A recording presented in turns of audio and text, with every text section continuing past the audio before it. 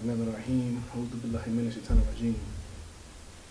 So I know we had been talking about doing the 10 chapters or 10 surahs, 10 ayahs each of the Quran, but it was something I just wanted to discuss today from what happened on Thursday. So Thursday evening, Yama made an initiative to go and see this movie called 1804. It was about the Haitian Revolution. And it was a production that was created by a man named Tariq Nasheed, I believe that's his name. He's also the person who made Hidden Colors, 1, 2, 3, I think, and there's a fourth one. And in these, he is providing some truths about our hidden history. I think it is instrumental and very important that he does this. I think that it is very important that he invokes the intellect of the African American people and people at large. Obviously, when we went to the Narrows in my second time going there, the audience was predominantly African American, but there was some people who were not African American. So since it's a production that is going into a cinema, it obviously has some large audience. So I feel that it's very important that he is drawing attention to our hidden history. I think that our history is something that needs to be delved into. African Americans, some of them have an inferiority complex that we have inherited from our ancestors because of the way we were treated in this country and throughout the world. So much so there are times that we look down upon our heritage, our African ancestry, the African continent as a whole. So I think it is extraordinarily important. But the reason that I wanted to talk today was because in watching the film, I noticed something was missing, something that is integral to our story. And as a Muslim, I felt it is my obligation to elaborate on what I felt was missing from this story. Not necessarily that I felt, I know it was missing from this story. It would be as if you tell the American Revolution and you leave out George Washington. It is of utmost importance to realize the people that were fighting, why they were fighting, and what was the catalyst to the reason that they were fighting. So while watching this film, you could hear people in the audience, in the crowd, kind of jeering at certain things that were spoken of in there. I think one time they said something about a coon or something, and everybody was laughing. But it was talking about people who were actually betraying the slave revolts. They would actually tell the slave masters that they were going to have a revolt at such and such time, and he said in that time we called them coons. Now, so there was and then there were aha moments. You can hear people thinking like, oh, I didn't know this, or I didn't know that. But the thing that was missing from this was Al-Islam. I think that Al-Islam was instrumental in this slave revolt and several other slave revolts is something that is done, either it is done intentionally or it is outrageously negligent to leave out Al-Islam. Seeing that the brother's name is Tariq Nasheed, it would make me believe that he has some affiliation with Al-Islam. So he has some familiarity with Al-Islam. And in seeing Hidden Colors, you will see this.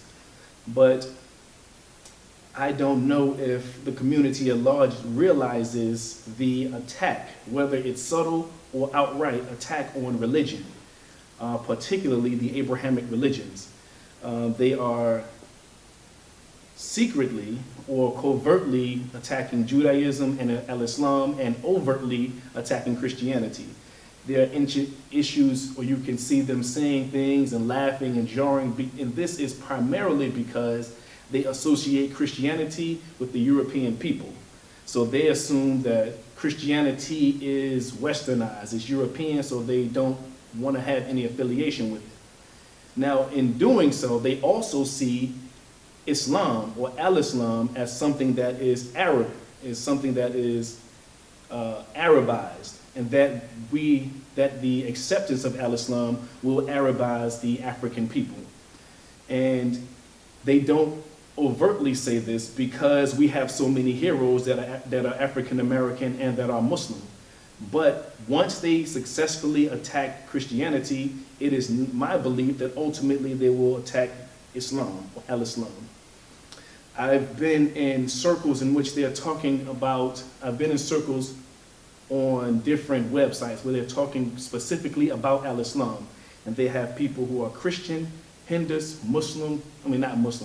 Hindus, Buddhists, Jewish, atheists, agnostic, and it is run by people who are atheists and agnostic, and those other people who believe in God.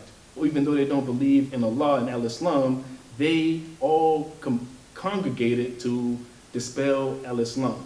So when I get into the website, the first thing I do is try to find a commonality with people who already believe in God. Because I'm saying to them, if you already believe in God and there is a website saying, attacking one of the beliefs in God, ultimately, when they get when they get tired of disrespecting al-Islam, they're going to disrespect your belief. So the same thing is true here in reverse. When I'm hearing them talking about Christianity, and they're talking about a Christianity that they don't understand, I have books saying that Christianity is not correct. It is not the true religion, but it is based on scriptural evidence. They are basing their disdain or dislike for Christianity almost entirely on emotion, almost entirely on slavery, when there were people who fought the slave revolts because of Christianity. In fact, Christianity was in Africa before it was in Rome. The people who were instrumental in building the tenets of Christianity were African. Jesus and his disciples, Jesus, peace and blessings be upon him, was black or brown. Everyone in the Bible was black or brown. So accepting Christianity is not a means of becoming westernized or Europeanized. It is not, Christianity is not false because slave owners had slaves. It may be untrue for different reasons, but that is not the reason. In the same instance, al-Islam is not false because Arabs had slaves. Arabs had slaves before Prophet Muhammad ﷺ was born. So it can't be Islamic slavery. It was Arabs who had slaves, and not all of them had slaves. So in an effort to combat or to embolden African Americans, they have taken upon themselves to have a sort of reverse racism or a perpetuation of stereotypes. It's a stereotype that the perfect Muslim or the best Muslim is an Arab, right? So when you say Islam, it conjures in people's minds an Arab, when in fact, most Muslims are Asian. Most of them are. So if you had an image in your mind at all, you should be thinking of an Asian. But al-Islam obviously says that it began before anything. It was Allah's creation, and then it was Allah, and then his creation. As soon as he created creation, al-Islam came into existence. And the first human being was a Muslim. He was one who submitted to the will of God. So if that person, as according to science, was from Africa, Adam and Hawa, or Eve, then the first people were Muslims, were Africans. So Islam, in that sense, is an African religion. It is the most African religion that it exists. It is the oldest religion that exists. African spirituality is something that came after it. It is something that is actually in its infancy, al-Islam, and then it was perfected with Prophet Muhammad ﷺ into what we have today, which is Islam. So while watching this video, I didn't know whether I was in the middle of it. I was texting some of the people in Yama saying, this person that they're mentioning here was a Muslim, but they're not saying that he was a Muslim. This person here, she was a Muslim, but they're not saying that she was a Muslim. And then I realized that I would be kind of hampering them watching the film. So afterwards, on the way home, I was walking to the car with my wife, and I was thinking, you know, it's a good thing that African Americans are at least being able to think. They're at least thinking about their history. And I thought that's a good thing. But to the detriment of al-Islam, I thought is not the right thing to do, because I think and I know al-Islam is the solution to their problems. So to teach history, but to teach it in a way that leaves out al-Islam, or to defame al-Islam by the acts of people who were calling themselves Muslim but not practicing al-Islam. It would be as if I am a Muslim and I sell drugs, and then you say all Muslims sell drugs, right? You know that Muslims don't sell drugs. In fact, we have a law, we have the Quran and the Hadith, which says that we can't do anything bad, we can't harm other people. So if you say that, you are doing it disingenuously, because you know Muslims can't do that. In the Quran, it says we can't oppress other people. So having other people as slaves is anti-Islam. It's not what Islam teaches. So again, even when we're talking about prisoners of war, this is what the Quran is talking about, not people that you kidnap and make slaves. But at any rate, so I had written a book called Does God Hate Black People? Now the reason I wrote this book, I'm sorry, let me get a drink of water, was because of some of these phony, fake scholars, or these YouTube scholars who are poisoning African Americans against Islam, against the Abrahamic faiths, against any faith, having them believe in nothingness. They began by saying, these African Americans have been praying to God for forever. Why hasn't this Abrahamic God, or God period, came down and helped them? As if our history is based solely on slavery, when we had millennia in which we were thriving in civilizations, in kingdoms, in empires, many of which, most of which, was under al-Islam. The universities that were built by African Muslims. But at any rate, if that was the case, when we were in power, where was God then? You see, they have this misunderstanding that when bad things happen, God should come down and save you. But when good things happen, who is that? Who is the person that causes that, or the being that causes that? They don't understand that God has given us free will and free choice. So the good things we do is what we do. The bad things we do is what we do. So if we want to change a situation, then we have to change it ourselves. A human being is the one that causes slavery. So a human being is the one that can reverse slavery. So if we handle our condition, then we can get out of the situation that we are in. That we are waiting for God, or for Jesus, or for whomever to come down and save us is our detriment. When we realize that we have the power and capacity to change our own situations, is when we will do better and change these situations. But at any rate, so I wrote this book in response to these people who have taken upon themselves to attack al-Islam. It is my purpose. Every book that I write is a defense of al-Islam. If you read it and use it, there's almost no topic that it does not delve into, because I try to get in the mix of those things. What are people talking about now, currently, in social media, around the coffee table about al-Islam, or about religion, period, or about God? And then I try to write a book about those things to help the Muslim combat these issues.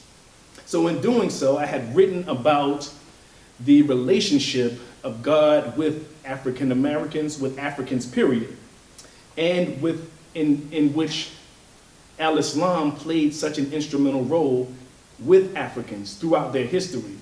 Even though they don't understand that what they were doing, even with African spirituality, was Islam. It was Islam in its infancy, growing to perfection. See, oftentimes people say Islam started in 1610 AD with Prophet Muhammad sallallahu alaihi wasallam. Even Muslims say this. When the Quran explicitly says that Abraham was a Muslim, Moses was a Muslim, Jesus was a Muslim, Adam was a Muslim. That means al-Islam did not start with them. This is something that we have to cement and make sure people understand, so they can stop saying this nonsense. I saw something the other day that said pre-Islamic era. There is no such thing as a pre-Islamic era. Islam has always existed. As long as there has been human beings, there have been people who worshiped and submitted their will to God. So there is no such thing as a pre-Islamic era. There could be a pre-Muhammad era before he lived, but there was no such thing as a pre-Islamic era. The only thing that was before al-Islam is Allah. So we have to make sure people understand this. I had an argument this morning with someone who was completely passionate and sincere, but completely, sincerely wrong. If he had just listened to what I was saying to him, that al-Islam began before Prophet Muhammad sallallahu alaihi wasallam, he would have understood what I was saying. But it took me 45 minutes for him to just stop and listen to what I was saying. And this is because they are being brainwashed over and over again with these people in television, in the news, or in the media saying something against al-Islam, and these phony, fake scholars talking about African spirituality, talking against al-Islam, against Judaism, against Christianity. So, some of the things that I had in my book that would kind of speak to this issue is this. Hold on one second.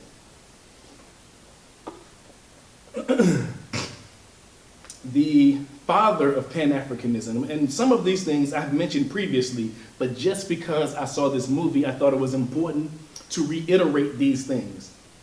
The father of Pan-Africanism, his name was Edwin W. Blyden. He wrote a book.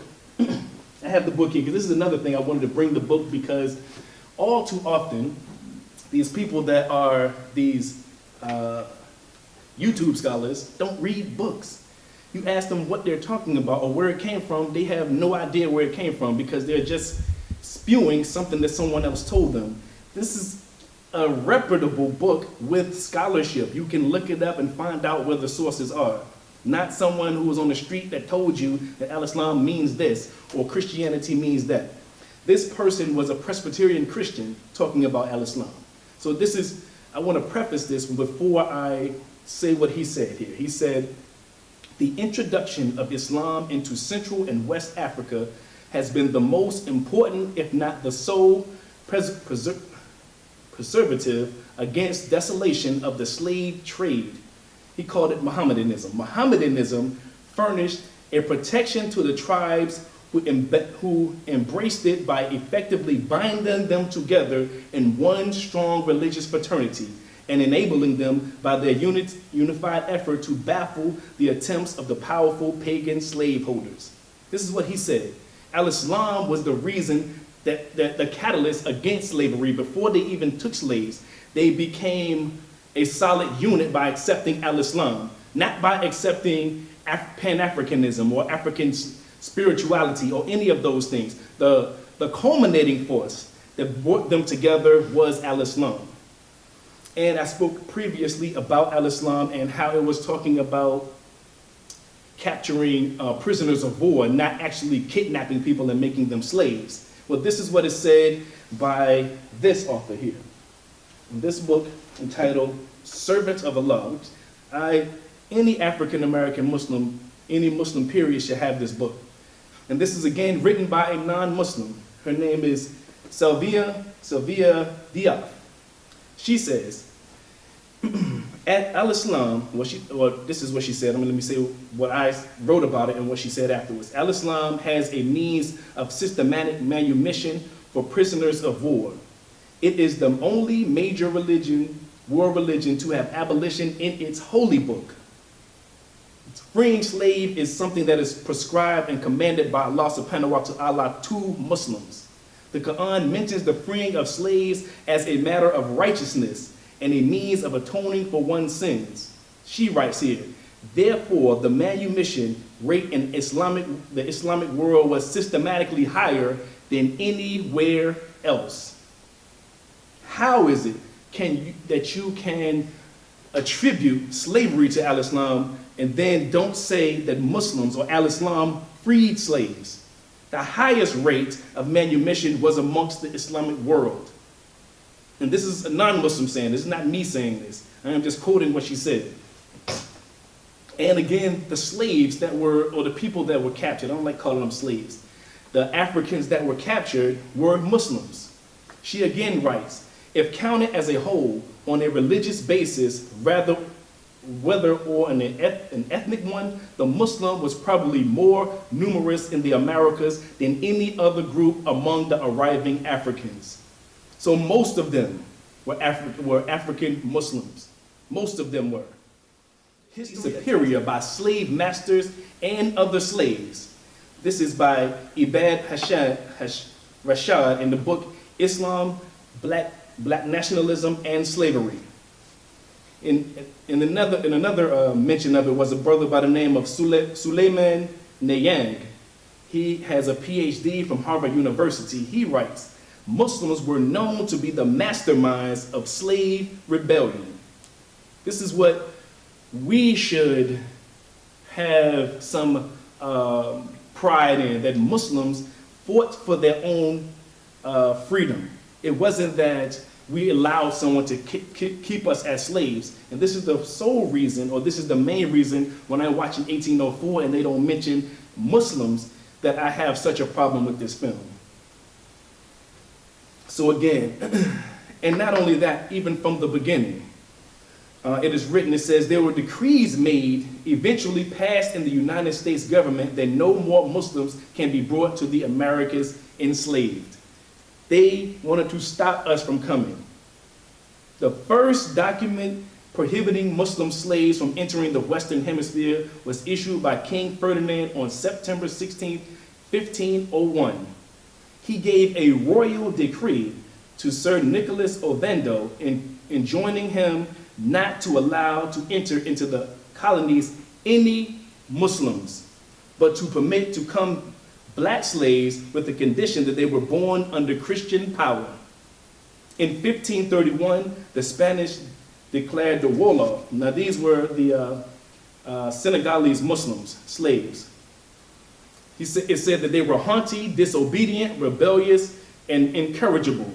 They couldn't keep them as slaves because they were Muslim, all right? Another researcher writes in his book, Lost Islamic Heritage, or Lost Islamic History, he writes about the Muslims in Brazil. Before discussing the revolt in 1835, we must understand that the unifying factor Islam played in the organization of the slaves. The Wolofs, the Mandinka, the Hausa, the Nupi, and the Yoruba all spoke different languages. Al-Islam is what brought them together. After the revolt, a general fear of Africans, particularly Muslims, gripped the people of Brazil. The Brazilian government passed laws that led to a mass deportation of Africans back to Africa. I want to write this down. I just want to write this book down because I don't have it. It's called Lost Islamic Heritage. Or Lost Islamic History, I believe it was. These are books written by scholars, not written and put on YouTube. Let me see if I have his name here. So, well, I ain't gonna write all of that, but this is the name of the book here. But ultimately, these different tribes spoke different languages. The way they got to revolt was under Al-Islam. The Wolof were Muslims. The Mandingo, whenever you hear about the Mandingo, they were Muslims, and they were fighters. And they were the ones who caused the rebellions in Brazil, so much so that the people feared them. In fact, when they were slaves and they worked and they made whatever scrap money they had, they combined the money together to buy Qur'ans. They had the Qur'ans shipped in. I forgot how many they did every year. But just imagine a slave. The only money he gets, he uses that money to buy Qur'ans. And then those people were the people who fought and killed. They had some of the most brutal and bloody rebellions in history. So much so that they said, listen, we got to send some of these people back to Africa. This is what Muslims did. And how is it possible that you can leave us out of history of Africans or any slave revolt? So, moving further, in another book called The Afro-American Muslims, From Slavery to Freedom. This is by Clyde Ahmed Winters. He is a former professor of African American Studies in Iowa State University. He writes, many of the earliest slave revolts/jihads in the Americas, even when they were involving both Africans and Indians, were led by Muslims from Senegal. We were always instrumental in slave revolts. even when it was Africans and Indians. And he calls it jihad there. Apparently, at least from his middle name, it probably would suggest that he's a Muslim.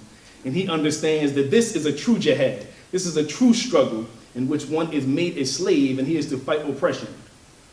So we began to see the commonality in these revolts. It is not merely one's land or their culture that lights these Africans to fight for justice. It is their religion that is the catalyst. Theo Curtin, in his work, The Atlantic Slave Trade, A Consensus, proposed that from 1655 to 1807, 423,900 Africans from the Muslim-dominated areas arrived in Jamaica. And with this in mind, of what I just told you, what do you think happened in Jamaica? Is they had slave revolts. The most famous was Queen Nanny with the Maroons. Now, Maroons are people who escaped slavery. So they escaped slavery, and then they had their own colonies in which they were all free slaves. Some people were still slaves over here, and when they escaped, they would come to the other Maroons. And so the people who were freed slaves and their descendants were called Maroons. And they, like the Wolof people, let me write down this Wolof people, because this is also a Muslim community. So the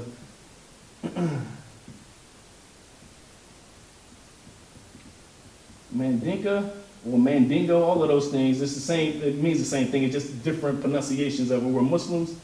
The Wolof were also Muslims. Pardon my sloppy handwriting.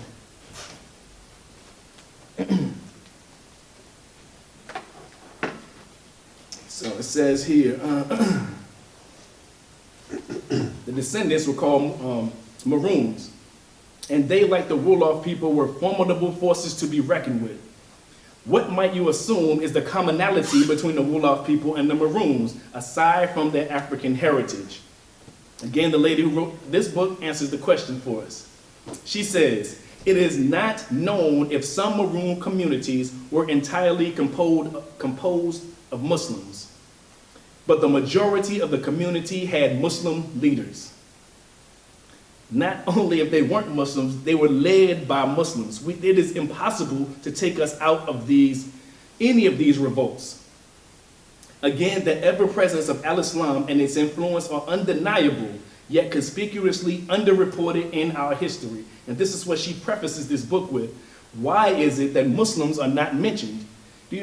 I'm sorry, I wrote it kind of sloppy. Can you see this? W-O-L-O-F. I'm sorry. What is it? Wolof. Wolof. W-O-L-O-F. So in doing my research for this book, my book here, does God hate black people, right? And ultimately, he does not hate black people, particularly when we realize the history of African Americans and that almost every prophet, particularly mentioned in the Quran and in the Bible, were African American. So that means that over and over again, Allah gave us chances to follow this message and mission. He would not do so if he did not love us, right? If over and over again, whatever color you were, if we slipped and Allah brings another prophet to say, listen, this is the right path. The reason you do that is the reason I do that with my son. Every time he slips, I say, listen, this is the right path here. If I didn't love him, I would just say, listen, you do what you want to do. I ain't got time to keep worrying you and keep talking to you over and over again. But W.E.B. Du Bois, who's another scholar and reputable author, not some YouTube scholar, says, half military, half religious geniuses with which Islam was seen capable of producing. They always produce these half military, half religious geniuses. This is what W.E.B. Du Bois calls them, because al-Islam is able to produce them. So he talks about, he has a huge list of these revolts, right? The slave revolts, and it mentions the Haitian revolt that it was talking about in 1804. Not only, I didn't realize that it was the Haitian revolt, but once the Haitians won their freedom, they helped other people become free. You know how brave you have to be? It's like Harriet Tubman, right? She becomes free and then keeps going back, getting more slaves. These people fought the French, fought Napoleon, who's considered the greatest leader ever. One thing which I thought was very important is they said that Napoleon was considered the greatest leader ever, and if the Haitians defeated him, then their leader is the greatest leader ever. Isn't that right? I mean, just by deduction. But at any rate, they fought the whole French people and won their freedom, and then they helped other people win their freedom. These were Maroons, which again I said is not known whether all of them was Muslim, but they were at least led by Muslims. The majority of them were Muslims. Now I'm going to read a little bit further, and this is when I first had my point of contention with this movie. It says, Muslims were well known and feared, but the most famous of the pre-revolution Maroon leaders was without a doubt Francesco Macandel. And this is another one. His name changes depending on how it's spelled, because it's a transliteration of it. So it's pronounced, it's spelled with a C or with a K. Now, when they mention him, they just said he was a fierce leader and a Maroon, but they did not say the man was a Muslim. This is the first text I sent to everybody in Yama. I said, listen, that man was a Muslim. They are not saying it for whatever reason. I don't know why they're not saying it, but that man was a Muslim. And just to provide the evidence to this, it says, Muslims were well known and feared, but the most famous of the pre-revolution Maroon leaders was without a doubt Francesco Macandel. An African born in Guinea, Macandel was in all probability a Mandingo. He was a Muslim who had instructed and possessed the Arabic language very well, said Haitian historian Thomas Mediel. So, when you're doing this film, and you're doing a film about history and about a documentary, and you're talking about one of the most influential people, and you don't mention that the man is Muslim, it seems as though you were doing it on purpose. Or maybe you're just outrageously negligent and you forgot to mention this part, or you didn't see this part. But it is a part that must be told. Macandel is described as a charismatic leader who used religion to inspire slaves to fight. He created a secret network that connected those free and those enslaved to communicate. Not only did he do that, he was someone who understood herbs, and he found a way to poison the slaveholders. So he would teach other slaves how to poison them. So, and he also led revolts from house to house, killing slave masters. That's how much fear he struck into the slavers, into the people who owned slaves. This is how instrumental this man was. So it should be noted that that man was a Muslim. Now the next one they talked about was Fatiman and Boukman. And Boukman, this is the only time that they mentioned that the person is a Muslim. And they said it in rather a fleeting manner. They said Boukman, and they mentioned that Boukman was probably talking about the Quran, and when they killed him, ultimately because of his slave revolts, they burned him with the Quran. All right, so this is the only instance in which they explicitly mention al-Islam and that this person was involved in someone who adhered to al-Islam. Macandel and this other lady, her name is Fatiman, they attributed their power or their strength to revolt to voodoo rather than to al-Islam, right? Because they would rather say that African spirituality or voodoo was the catalyst, not al-Islam. So they want to cover, a kuffar is one who covers or hides the truth, right? So if you are intentionally hiding the truth, then you are doing a detriment to the people who want to know the truth. So, two of the early leaders in the Haitian Revolution was Cecile Fatiman and Duty Boukman. Let me see, I'll write their names down. Just gonna write her last name and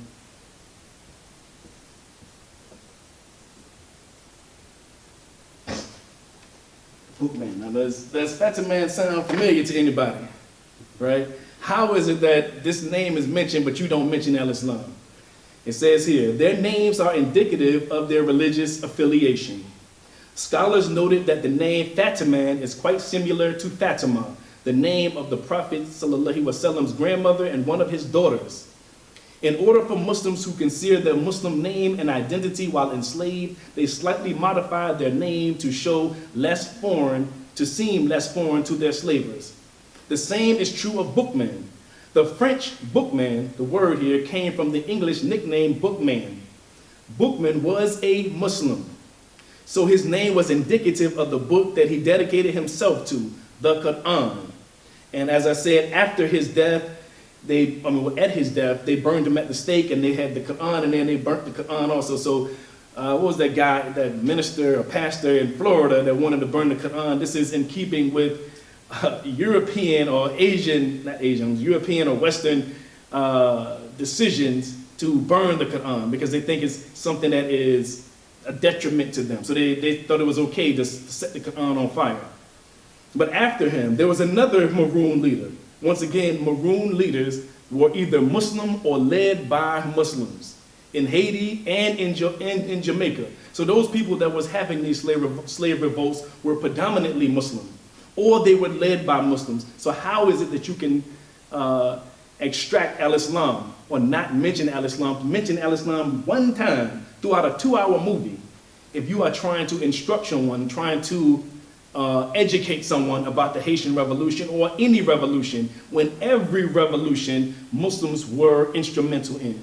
Again, I told you the man's name is Tariq Nasheed, right? It reminds me of the other brother, Umar Johnson. Neither one of these people are Muslims, right? But they have Muslim names, and people are drawn to them because of their names. It was one lady who was in the documentary. I don't know her religious affiliation. Her name was Bayana Bila. Bayana means the ever-present, or the ever-present evidence or proof. It's an ayah or a surah of the Quran. So I was wondering about her. I don't know her religious affiliation, but so I did a little bit of research on her. It says that she taught English and Arabic. She's of Haitian descent. So she was talking about the Haitian Revolution and about the history of Haiti. She has 4 children. One of them name is Hashim. The other's name is Sadiq. The other name is Akil, and her daughter name is Amira. So I don't know whether she's a Muslim, but she definitely named her children with Muslim names. Just because al-Islam and Muslims and their influence cannot be honestly taken out of any revolution, out of any slavery revolt. When you look at Amistad, they are making salat on that boat because they were Muslims. Kunta Kinte was a Muslim. He was a Mandingo, right? And I saw the first one. They mentioned that he was a Muslim, but in the second one, when they did the revision to it, they made it more pronounced that the people that came here, most of them were Muslims. If you look at Western Africa now and then, those people were predominantly Muslims that were brought to the Americas. So the problem, I said again, is that they feel that mentioning al-Islam or Muslim or Africans accepting al-Islam will make Africans Arabized. And they have some dilemma with that. Now, obviously, al-Islam does not Arabize people. It is the religion that we are accepting, not the culture. So you can be an African and be a Muslim. You don't have to dress and perform the customs and the culture that Arabs had. So it's almost a patronization of African Americans and Africans, period. Because when Rome were believing in the Greek mythology, when they were believing in Zeus and Hercules, and then they accepted Christianity, no one said that, oh, you are westernizing the Greeks, or you are doing a detriment to them, when in fact they advanced their society. In the same way, if people were worshiping Isis and Osiris and those things, and Islam says worship one God, we are enhancing their religion. And that is the reason why they accepted it, because they understand that al-Islam is an African religion. They are going back to their roots. As I mentioned here in another book written by a professor of theology in Lincoln University of Monotheism. There's another professor, his name is John Mbiti. He writes about all the ancient people in Africa, all the ancient African countries, and that they all believed in monotheism. They all believed in a one God who was supreme and unseen, and they all had attributes of him in the same way we do.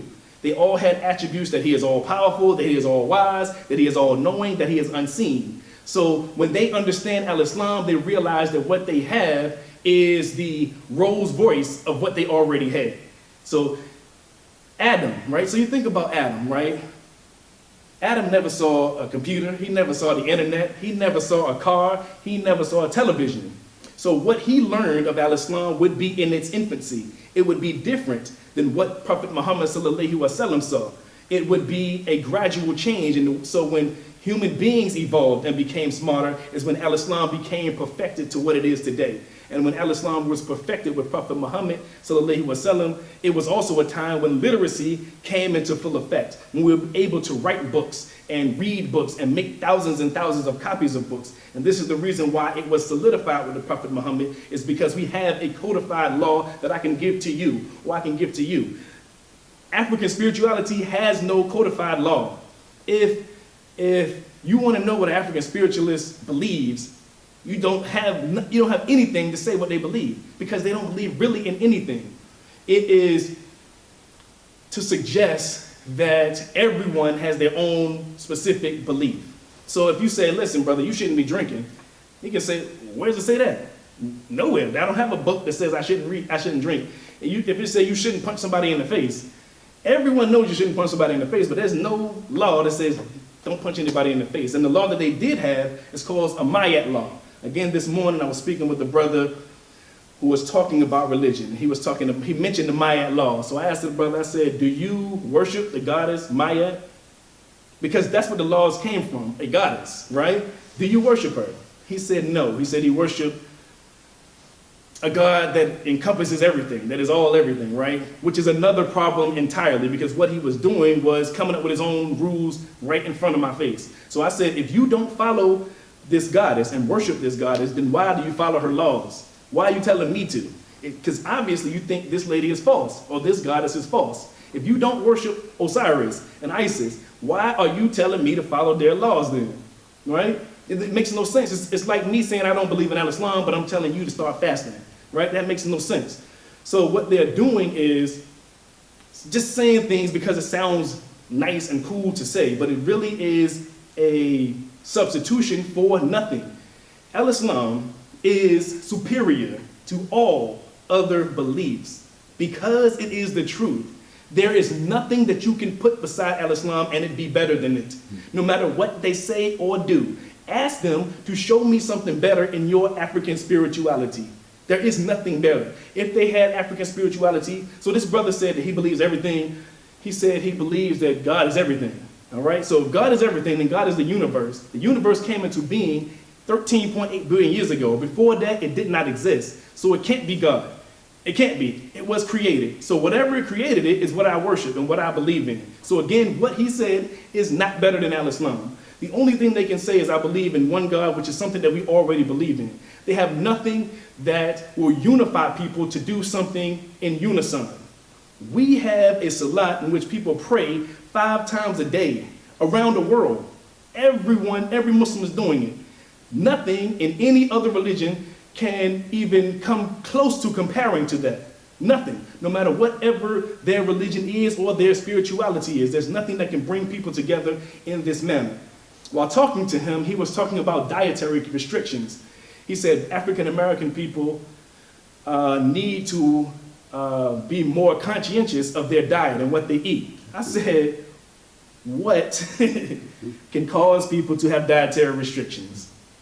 Judaism causes people to have dietary restrictions. Hinduism causes people to have dietary restrictions. Islam causes people to have dietary restrictions. Religion, so they are always juxtaposing spirituality and religion as if religion is the devil. Religion is what combines people and gets them to do anything. No matter what you do it because you believe it's the right thing to do. So if you have people not believing in things, not believing in anything, they'll do anything or they will do nothing.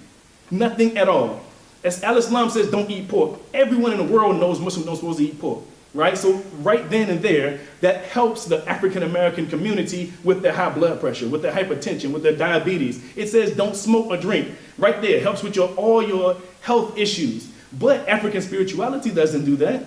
They don't have anything saying don't smoke or drink or don't eat pork. Nothing at all. It doesn't have anything that says don't drink the blood of animals. Nothing. It's nothing that they can show you that says this is what you're supposed to do. So again, and this is because Allah says in the Quran, now this Quran is near and dear to me because it was a family heirloom that was brought back to me by mistake. but it was still brought back to me. It's probably 30 years old. Allah says in the Quran, it says in Surah 16, Ayah 101, when we substitute one revelation for another, and God knows best what he reveals, they say, thou art but a forgery, but most of them do not understand. So the claim is that Al-Islam is a copy of the Kemetic religions or some African spiritualist religion. Now the answer to that is related to the verse I just read. In Surah 10, Ayah 106, it says, none of Allah's revelation do we abrogate or cause to be forgotten, but we substitute something better or similar. Knowest thou not that Allah has power over all things? So these revelations,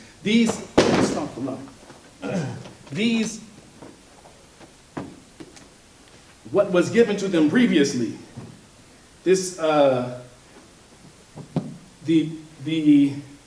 inception or the genesis of Al-Islam, what is better is the perfected Al-Islam. Allah says, this day I have perfected this religion for you and completed my favor unto you. And the Quran is a completion and correction of previous scriptures. So when this brother gave me, showed me a picture of someone making shadoo, looking just like a Muslim, bowing down, right? So he says, see, y'all Muslims stole this from Kemet, right? What is your answer to that? The answer to that is that brother got that from Allah. Allah says that he has sent prophets to every nation. So he sent it to every people. The person that was doing that was practicing Al-Islam. It just wasn't called Al-Islam. He was so confused by this. He said, well, show me the Quran in Egypt. I said, listen, brother, I'm not saying that the brother knew the word Al-Islam or knew the word Muslim, but Al-Islam and Muslim existed before the Arabic word existed. In the same way, human beings existed before the word human being existed. The action is what I'm saying. Because they submitted their will to the will of God, that person was a Muslim. So whenever you show me somebody in history who made salat like we do, in fact, in African culture, they do everything we had already done. They dress like we do. In fact, while I was watching this movie, the sister there said she was on the weekend, she was going to bring sisters together to show them how to do the head wraps, right? So they can look more like Muslims. I mean, everything that they do to enhance themselves, they're bringing themselves closer to Al-Islam, even though they hate Al-Islam secretly. Even though they want to say that they want to distance themselves from Al-Islam, they keep coming back closer and closer to it because it's something that is innate in them. It is human nature to submit your will to the will of Allah. So even if you don't want to do it, or even if you do it, Allah, like I said, Allah is the best of planners. You're making a plan to show people how to do a head wrap, right? And then it makes them look more like Muslims. You know what I mean? They wear garbs to make them look more like a Muslim, to be more identified with Al-Islam. So what they're doing in an effort to move away from Al-Islam, they're still bringing themselves closer to Al-Islam. So despite what it said, like in the news media, they say something against Al-Islam, but all that does is intrigues other people to understand, well, what is this Al-Islam stuff? And then they find out it's the truth. So what I was saying was that Al-Islam is enhancing what they already had, what Africans already had. So they understand that Islam, or Al-Islam, is a religion for Africans. The first people who were Muslims were Africans. So when you hear Al-Islam and they say what you're supposed to do and the customs that you're supposed to follow, they had already been fasting. They had already been making salat. They had already believed in one God. They had already been giving charity. The only thing that Al-Islam introduced that they had not been doing was giving Hajj. So they had already believed in Al-Islam. They just didn't know it was called Al-Islam. It was an advancement of what they already had. Now again, back to these actual scholars and what they said. It says here, Professor Alexander Crummell, the yearning of the native Africans for a higher religion is illustrated by the single fact that Mohammedanism is rapidly and peacefully spreading all through the tribes of Western Africa, even to the Christian settlements in Liberia. This is what he says. So another religious scholar says, who writes books, who's went to universities to learn, right? He writes in his book, The Pre-Colonial Black Africa, he writes, African religions, more or less forgotten. By the way, let me mention to you that in Africa right now, 45% of the people there are Christians, 45% of them are Muslims, less than 10% of them are African spiritualists. So if African spirituality was the main focus and was so potent, why is it that people are running away from it and accepting Al-Islam or Christianity? Because they also see Christianity as an evolution of what they already had. And as we know, Judaism, so from the African spirituality to Judaism, all of those prophets, to Jesus, alayhi salam, and to Prophet Muhammad sallallahu alaihi wasallam, was all an evolution. So even if they're accepting Christianity, once they realize what Islam is, that Islam is the advancement of what they already have, then ultimately that will be the natural inclination to accept Al-Islam. But as I'm saying, if African spirituality was so potent, how is it that Africans are not accepting it or not keeping it? They said in this book, Servant of Allah, she said Al-Islam was so potent that it withstood deportation when African spirituality did not. In other words, the African Muslims stayed Muslims in America. There was nothing that could convince them to stop being Muslims. They initially tried missionaries. The missionaries could not make them Muslims. They went back to Spain saying, we can't get these people to be Muslims, they're heathens, right? And then when they got into America, they whipped them and they still was Muslims. My father told me that his grandmother and those slaves used to pray as Muslims did. So this is 2 generations away from where I am today. Latif on Friday said his grandfather gave him a Quran and his grandmother was a Muslim. So Islam cannot be taken out ever. So if somebody does it, they are doing a complete injustice to African Americans, to anybody who wants to know the truth. It cannot be taken out without you being completely negligent of what you are doing. But again, in this book, it's called Pre-Colonial Black Africa. African religions, more or less forgotten, were in the process of entropy, which means dying and being emptied of their spiritual content. Their form of being metaphysics. The jumble of empty forms that they had left behind could not compete with Islam on the moral or rational level. It was on that latter level of rationality that the victory of Islam was most striking. This is what an actual scholar said. He said that it could not compete. African spirituality could not compete with Al-Islam morally or rationally, right? So when they're in this movie talking about voodoo, and obviously there is some misunderstanding of voodoo, like it's some mystic thing, but nobody practices voodoo that is an African spiritualist. Ask someone, do you practice voodoo? Do you believe in voodoo? Do you worship your ancestors? First of all, we don't know our ancestors, so we couldn't even practice it if we wanted to. We don't know our ancestors, so what is it that can combine us and unify us and make us move in a straight path is Al-Islam. It can't be voodoo or African spirituality, which doesn't tell you anything to do. Now, the reason that it's also becoming so popular is because the form of Christianity that we taught is almost the same thing, in that you do nothing. You just believe someone came down and died for you. So no matter what you do, even if you try to do something positive, Paul said your righteous deeds are like filthy rags. So it doesn't matter if you do anything righteous. You can't. It says you can't. That means you are incapable of achieving your own salvation. You have to accept Jesus. So they have substituted that with African spirituality, where you do nothing. You have no belief system. You have no codified law of what to do. Everyone knows a Muslim can't do this or do that, and if they don't know, they can pick up a Quran and find out, pick up a hadith, say, oh, this is what you're supposed to be doing, this is what you're not supposed to be doing. So at any rate, it could not compete with Al-Islam morally or rationally, meaning the religion that they had didn't make sense compared to Al-Islam, right? So another scholar says the appeal of the religion with its similarities to the African religion was so far more powerful than the Christian appeal. It says even the pagan villages that did not accept Islam but had Muslim teachers was always found to be in advance of its neighbors in all the elements of civilization. So even if they didn't accept al-Islam, they had Muslim teachers who led them into the path of civilization. There is no way you can take out al-Islam.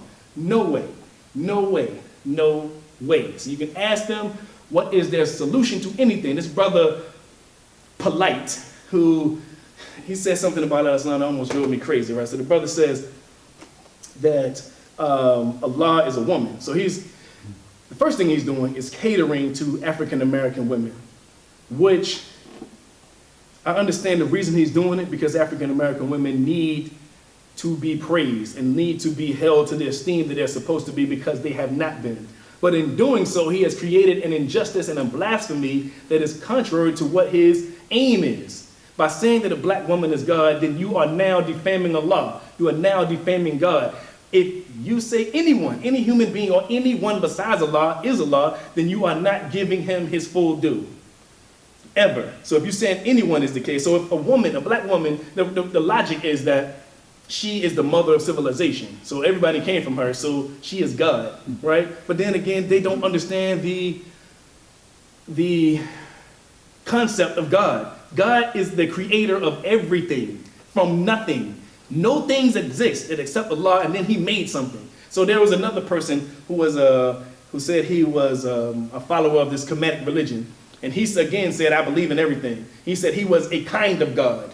Now, in al-Islam, there is no kind of God. There is just God, and then everything else is creation. He said he was a kind of God because he can create things. He can make a statue into something, or he can make a tree into something. Allah made something from nothing.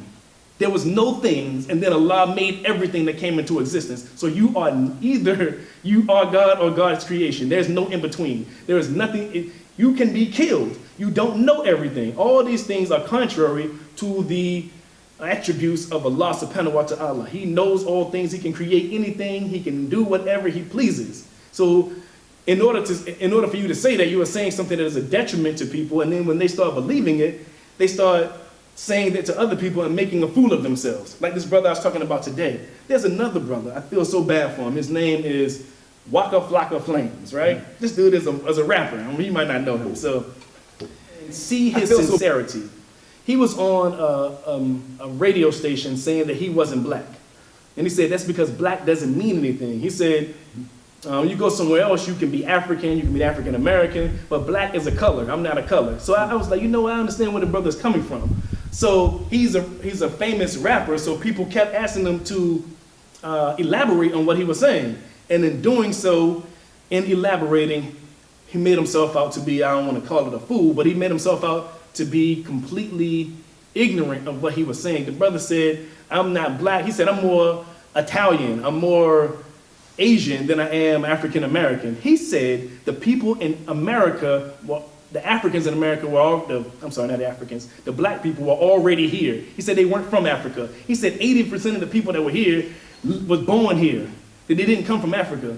And you can tell that the brother's sincere, because he also said, so the brother said, the person that was questioning him said, where you get these numbers from, 80%? He said, I got it from a book. He was like, what book was it? He didn't say which book it was, because he got it from these phony baloney scholars who are saying that they know something, that they don't know what they're talking about at all. Everyone came from Adam and Eve, or Adam and Hawa. Everyone. So they came from Africa. It wasn't no 80% of the people that were somewhere else, and then they came here. Oh no, that they were born in America. But because someone told him this, because what is happening is, we all have a yearning to know the truth, and a yearning for justice and what is right and what is fair. And in doing so, someone gave him the worst information possible and made him out to be a fool. He got on the internet, the World Wide Web, and made a fool of himself. So now people seeing this video saying, look at this craziness that he's saying. When he was probably thinking to himself, when I didn't read a book, I didn't know anything, and then I did read a book, or someone did tell me, and I still don't know anything. So it's discouraging someone who is sincere, someone who is actually trying to find the truth, with all these phony baloney people who don't have anything to give you. They never have an answer. All they have is a question. They say, did I bring it? Okay. I bought this book from this brother, from this author named is Bart Ehrman. He's a scholar of the New Testament. And the book is entitled did Jesus really exist? Now, the reason this is written was not because people of any repute said Jesus didn't exist. It's because so many people around the world are questioning it because some nonsense person who is phony said that he doesn't exist. So he had to write a book proving the man was really true and really did walk the earth. So when I'm talking to someone, they say, well, prove to me Jesus existed, right? So now I have to go and find a book to prove that the man existed. I show the people the book. They don't want to read the book because they want to just question. That's all they want to do is ask a question, then you ask another question because they have no answers to give you, only more questions. A brother said to me, well, I don't believe Abraham existed because we don't have any grave sites. So I'm looking up the information for it. I found out that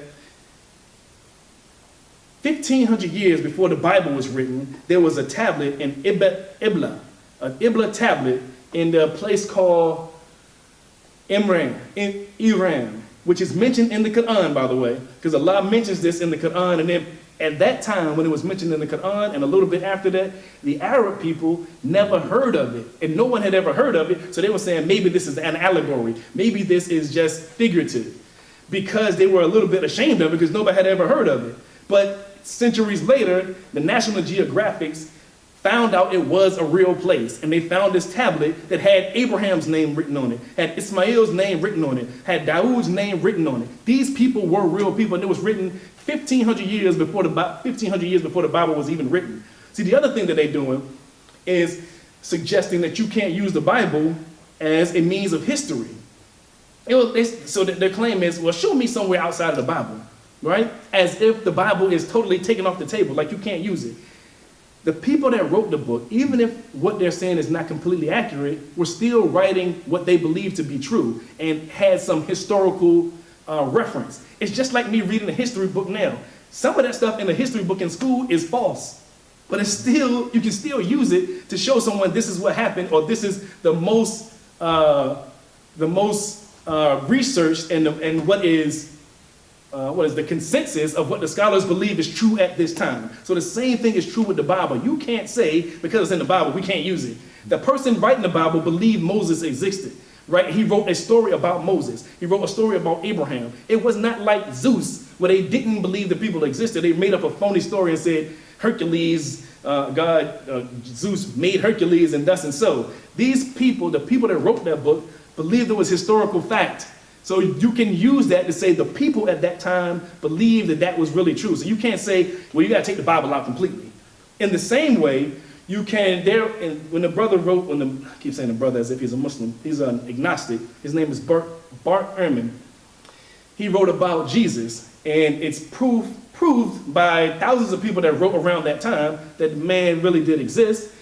And as a historian, he cannot say whether he performed miracles, but he can say the people at that time believed he performed miracles, which is fair enough for me, right? Which is fair enough for me. He, as a historian, he can't tell you that Jesus walked on water or Jesus fed thousands of people. He can tell you that people at that time believed that that's what he did. They believed that he was a man of God and he performed acts that were supernatural.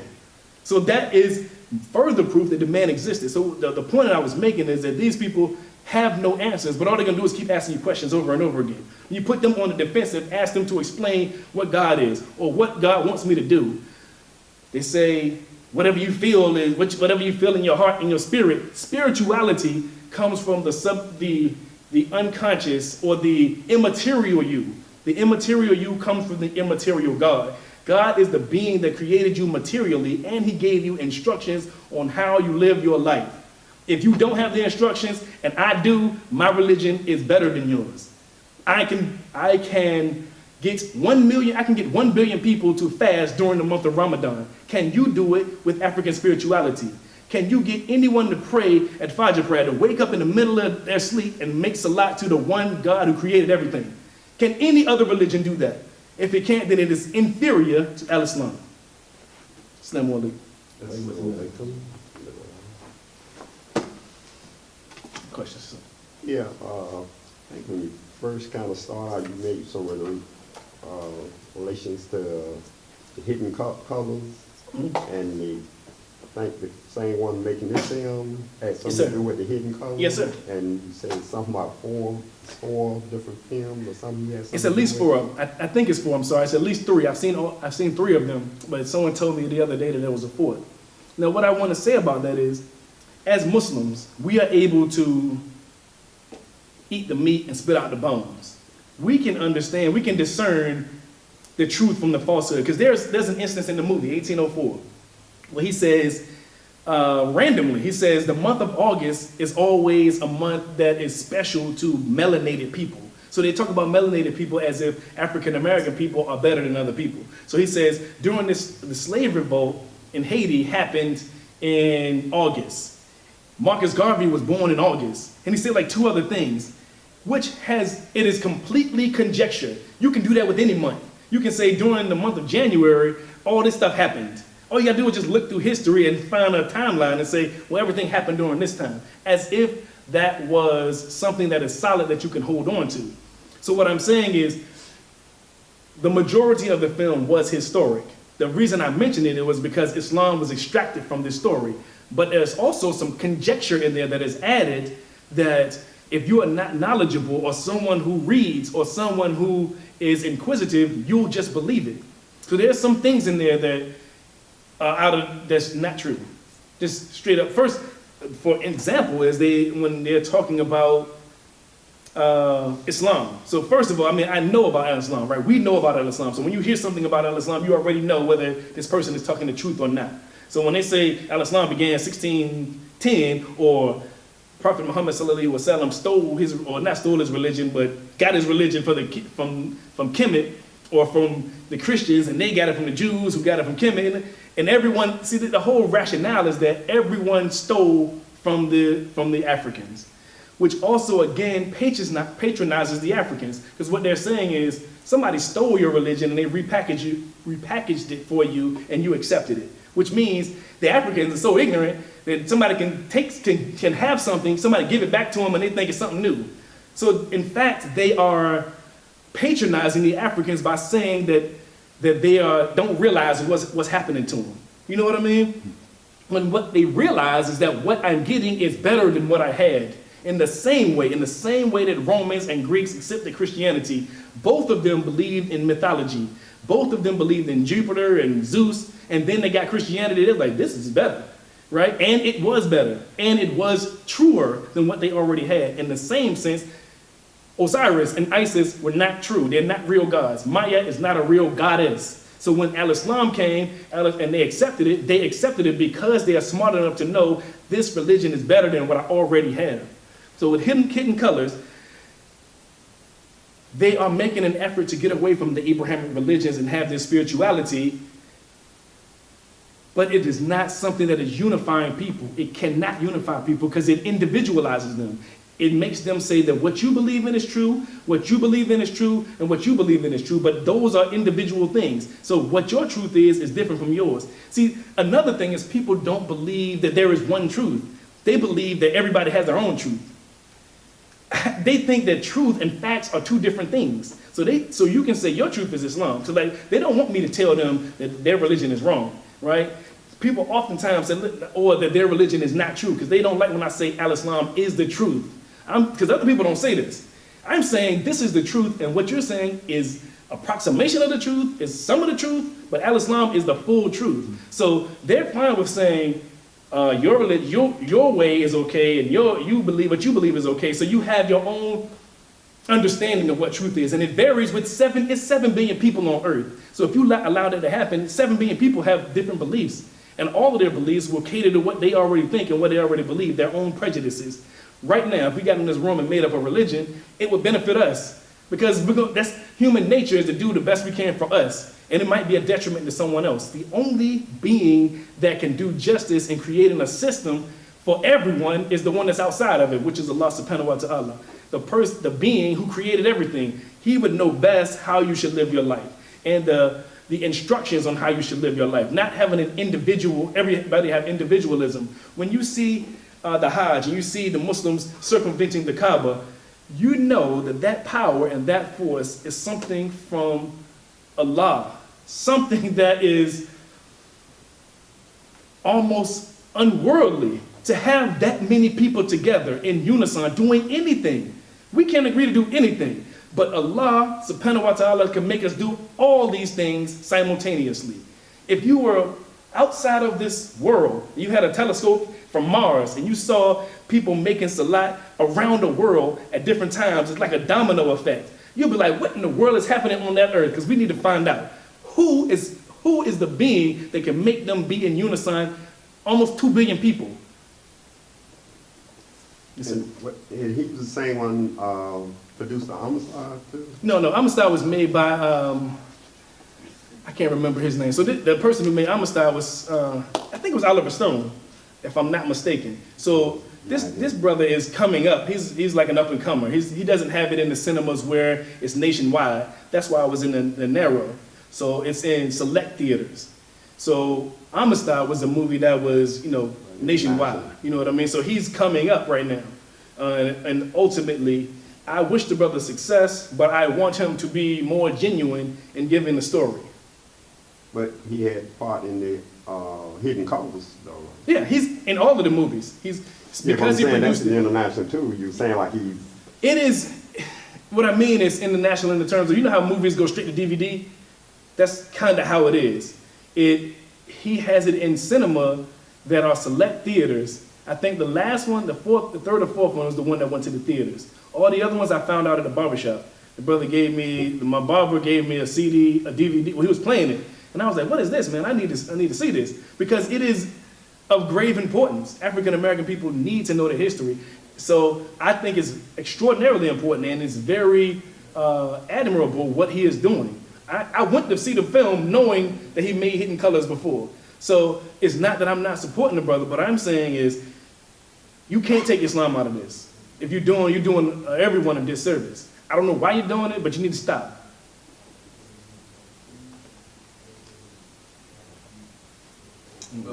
Yes, sir. I just want to mention the man said one time that the media, just the media period, is how they word things, to make, like you say, Islamists and jihadists and all that. And if it's viewed, even though it's a good term for us because we understand it, but the media has twisted it to make it sound that if it's Islamists or you say jihadists, it's automatically on a bad note. Absolutely. So I just had to throw that out because he had told us to take a stand for that. Absolutely. Like, do I want jihad? Of course he wants jihad. Am I Islamist? He said, of course I'm Islamist. I'm someone who submits to Islam. Absolutely. So, and I tell that to Christians sometimes, and I said the same thing, right? If Christians were going out doing bad things, and they would say Christianists, if it was in another country, and they'd be like, well, yeah, it's a Christianist so-and-so, then it would be the same thing. Absolutely. Just the sound of Christianity would have a bad notation in another country if Christians were doing bad things. Absolutely. In that particular country. So yeah, I just had to throw that out. Ma'am always talked about misnomers and people were using words incorrectly. That's the one thing. That's one of the things, not the one thing. One of the things I admired most about him was his choice of words. I know oftentimes I look at these videos and I say the wrong word. I said Abraham Lincoln and I meant George Washington one time. But he was,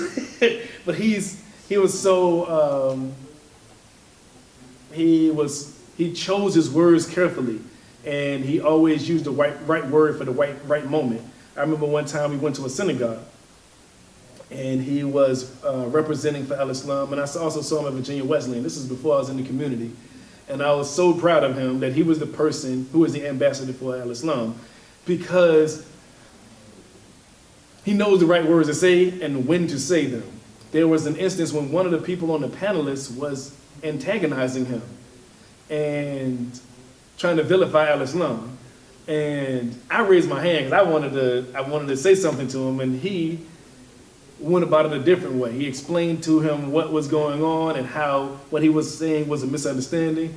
And I was like, that's the right thing to do. Because I felt like I felt combative. I felt like this dude is, he doing this because it was the whole panel was about al-Islam, and everybody was saying something good about al-Islam, right? And then the one guy got up there and said something like Muslims is like a militant religion or a war-mongering religion. And I was like, why he do that? You know what I mean? Like, it just seemed out of place.